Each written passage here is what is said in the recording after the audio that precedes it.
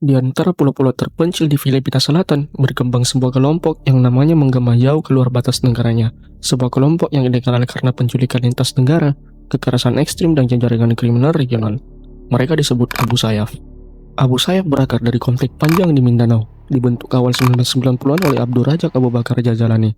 Kelompok ini awalnya mengklaim berjuang untuk pembebasan Muslim Moro, namun sering waktu, ideologi mereka digantikan dengan kepentingan ekonomi. Abu Sayyaf berkembang menjadi kelompok bersenjata yang mengandalkan penculikan, pemerasan, dan perdagangan ilegal sebagai sumber dana. Teknik mereka brutal, tetapi struktur internalnya longgar. Lebih mirip jaringan keluarga dan faksi lokal daripada organisasi militer formal. Meski berbasis di Filipina Selatan, pengaruh Abu Sayyaf pernah menyentuh wilayah Malaysia, Sabah hingga masuk ke perairan Indonesia.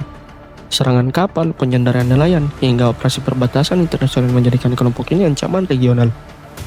Namun cerita Abu Sayyaf tidak berdiri sendiri. Konflik Mindanao selalu dipengaruhi tarik-menarik politik.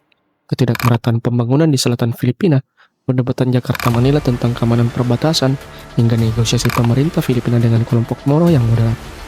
Ketika pemerintah memilih pendekatan militer, sebagian kritikus menilai bahwa akar konflik, kemiskinan, isolasi, dan minimnya layanan negara tidak pernah sepenuhnya diselesaikan.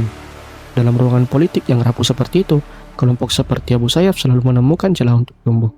Amerika Serikat, Australia, dan beberapa negara ASEAN lainnya ikut menekan pemerintah Filipina untuk memutus jaringan Abu Sayyaf. Serangkaian operasi besar dilakukan, termasuk ofensif di Basilan dan Sulu. Pemimpin-pemimpin utama tewas satu persatu.